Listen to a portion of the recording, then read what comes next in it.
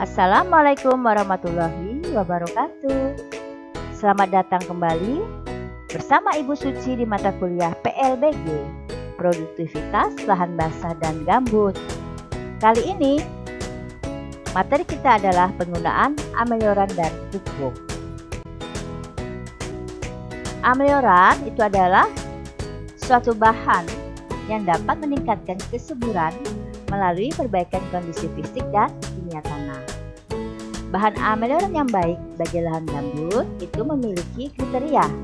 Yang pertama, memiliki kejenuhan basah yang tinggi, mampu meningkatkan derajat pH secara nyata, mampu memperbaiki struktur tanah, memiliki kandungan unsur hara yang banyak atau lengkap sehingga juga berfungsi sebagai pupuk, mampu mengusir senyawa beracun terutama asam organik. Nah, amelioran itu sendiri dapat berupa bahan organik ataupun anorganik. Nah, contohnya yang biasa kita gunakan di lahan gambut itu antara lain berbagai jenis kapur, bisa dolomit, batu fosfat, haptan, tanah mineral, lumpur, pupuk kompos atau bokasi, pupukan ayam, sapi dan kerbau, serta abu. Nah, masing-masing amelioran tersebut tentu saja memiliki kelebihan dan kekurangan, sehingga penggunaan lebih dari satu jenis biasanya akan memberikan hasil yang lebih baik.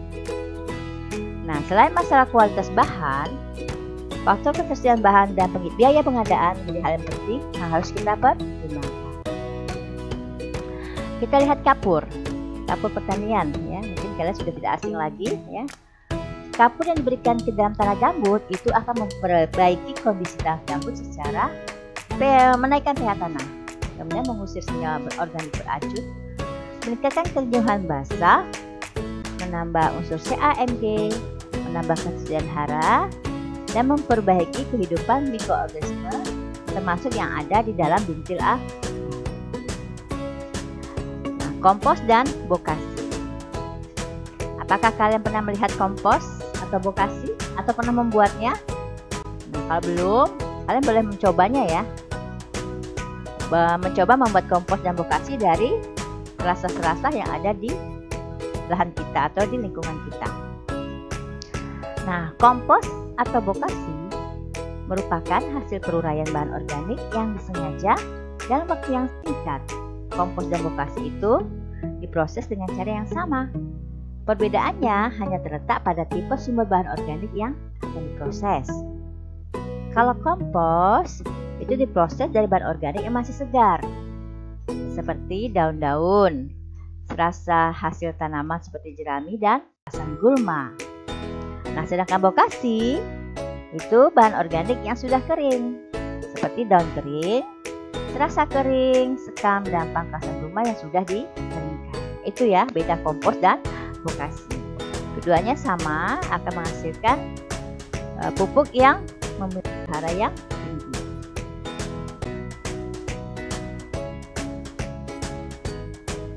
Kemudian lumpur laut. Lumpur itu merupakan material yang diendapkan oleh air sungai ataupun laut berupa campuran aluvial dan bahan organik. Nah, lumpur laut ini banyak mengandung karbon basah, terutama Na, sehingga cukup baik untuk meningkatkan pH tanah. Kita bisa lihat pada tabel 14, hasil analisis tanah lumpur dari Kalbar. Ini hasil analisis tanah lumpur di Pantai Kijing, Kalimantan Barat. Kita bisa lihat pH-nya tinggi banget ya, 8,2 alkalis, sehingga dia dapat membantu menaikkan pH tanah gambut. Selain itu memiliki KPK yang sedang ya, 175, base saturation atau kejenuhan basah yang sangat tinggi 100%, dan unsur hara NPK CaMg-nya sangat tinggi. Jadi bisa dijadikan amelioran. Dalam penggunaan lumpur laut ini, jangan menggunakan lumpur yang sudah tercemar oleh logam berat seperti Pb, Hg, dan logam berat lainnya. Logam-logam itu memang secara langsung tidak membahayakan tanaman, tetapi hasil produksi tanaman bila dikonsumsi dikhawatirkan akan berpengaruh terhadap kesehatan manusia. Jadi bolehlah dalam menganalisis ini kita menambahkan unsur logam berat.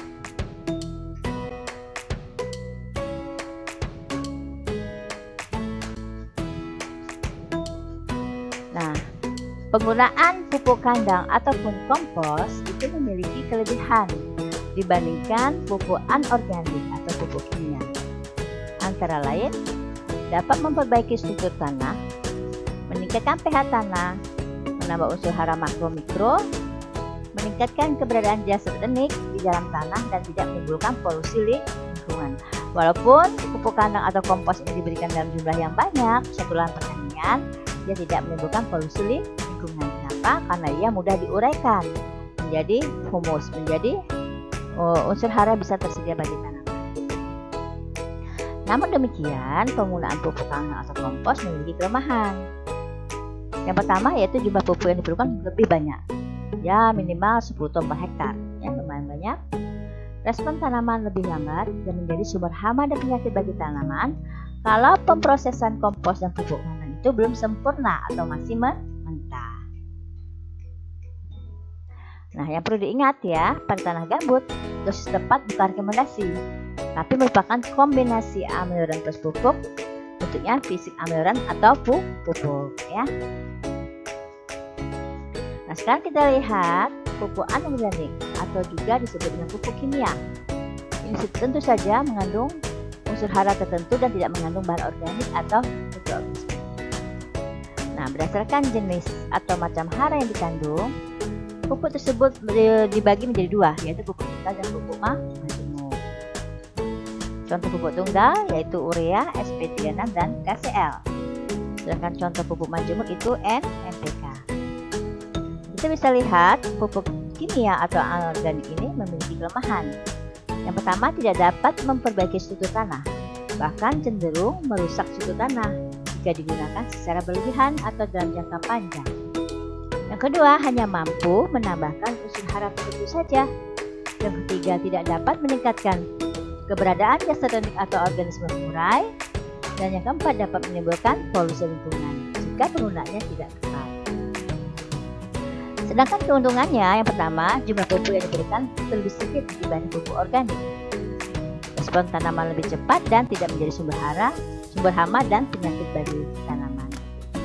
Perbedaan antara pupuk kandang dan kompos dengan pupuk anorganik. Nah, ini biochar. Biochar itu adalah arang aktif yang merupakan amioran organik berbahan baku limbah pertanian yang sulit didekomposisi, seperti kayu-kayuan, kakao, dan lain-lain, yang telah mengalami pirolisis pembakaran tidak sempurna dengan menggunakan alat pirolisator dengan suhu sekitar 200 sampai 600 derajat Celcius selama beberapa jam. Ini contohnya pirolisis sederhana menggunakan drum. Tapi sekarang yang banyak dimanfaatkan adalah penggunaan kondifikasi. Nah, sebelah kanan itu adalah gambar dari biochar. Itu gambar biochar hasil pembakaran itu sama dengan biochar dengan bahan organik yang sebelum dibakar. Contohnya di atas itu tempurung, yang kedua bambu, yang ketiga tempurung yang belum dibakar. Ini adalah contoh-contoh biochar. Biochar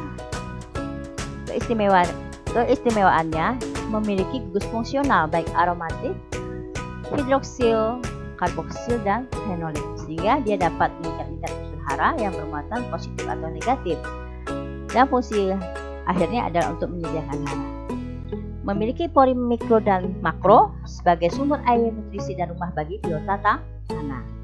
Dan yang terpenting, biochar itu sebagai sumber C tanah, sehingga dapat mengurangi efek gas rumah kaca, CO2, CH4, N2O, terutama pada tanah gambut. Itu contohnya biochar tempurung kelapa. Hasil akhirnya, apabila suatu lahan diberikan biochar, dapat meningkatkan kesuburan tanah dan mengurangi kerugian hara NPK pada tanah gambut. Kita lihat di sini perbedaan ya, proses retensi hara pada suatu tanaman yang tidak dikasih biochar dan diberi biochar. Kita bisa lihat pada tanaman tanpa biochar. Di sini hara-hara CAMG K+ itu akan mudah hilang apabila terjadi pelindian, bisa dari air hujan ataupun penyiraman. Tapi apabila tanaman tersebut kita kasih biochar, kalian bisa lihat unsur K CAMG itu akan terikat pada biochar sehingga dia dapat tersedia bagi tanaman. Hanya sebagian terus kecil saja unsur hara yang hilang karena penelitian. Nah, ini bedanya untuk satu tanaman yang diberi dan tidak diberi. Manfaatnya terhadap kualitas tanah. Menurut Lehman tahun 2007, biochar itu menjadi berharga karena memiliki keutamaan. Yang pertama, stabilitasnya yang tinggi terhadap perombakan. Yang kedua, kemampuan mempertahankan nutrien dalam tanah. Dan ketiga, mengurangi pencemaran lingkungan. Keempat, untuk khusus tanah gambut dapat mengurangi pembentukan gas-gas lain rumah kaca, dinitron oksiga, dan metan. Yang kelima, dapat menyimpan karbon dalam tanah sehingga menghindari pelepasan CO2. Nah ini, jadi untuk tanah gambut boleh ya kita berikan alternatif biochar untuk budidaya tanamannya. Nah ini kita bisa lihat bagaimana skema pengaruh biochar terhadap pelirian hara.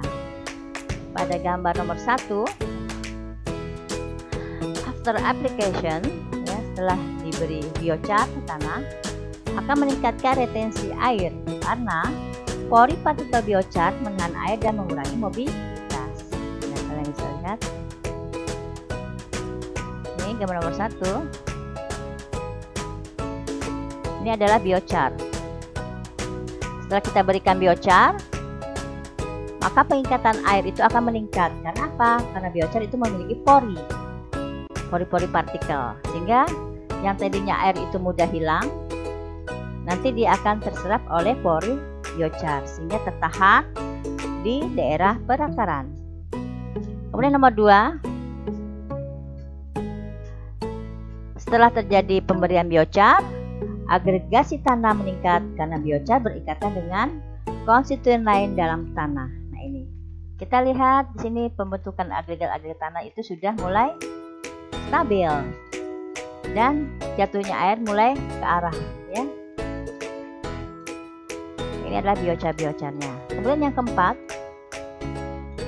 yang ketiga kita lihat dulu, terjadi aliran air preferensial yang difasilitasi oleh biochar. Airnya searah. Kemudian yang keempat, pada skala yang lebih kecil, aplikasi biochar segar dapat menyerap hara dalam bentuk organik hidrofobik. Ini adalah biochar. Nah, setelah perlakuan, kelima, muatan permukaan biochar meningkat sehingga meningkatkan KPK. Nah, ini kalian bisa lihat nih. Biota tanah juga ada di sini, masuk ke dalam pori-pori. Gugus fungsional yang bermuatan negatif akan mengikat hara bermuatan positif. Sementara gugus fungsional yang bersifat positif akan mengikat unsur hara yang bermuatan negatif. Nah, ini adalah skemanya. Bagaimana biochar itu dapat secara langsung meningkatkan kesuburan pada tanah gambut.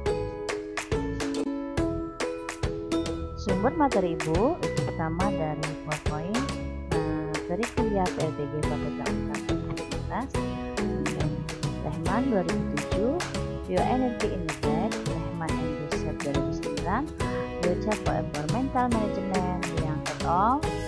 Dalam Carbon Investigation Change Capacity in Soils, Indrawati, peran biochar untuk memperbaiki seperti megamobrogen dan peningkatan hasil jagung. Santi and Gunadi, pemanfaatan biochar sebagai pembawa mikroba untuk pemanfaatan tanah unisol di Taman Bago Lampung, dan Supratono, pemanfaatan biochar sebagai bahan amonium tanah untuk meningkatkan efisiensi penggunaan air dan nitrogen tanaman jagung di lahan kering Lombok Utara.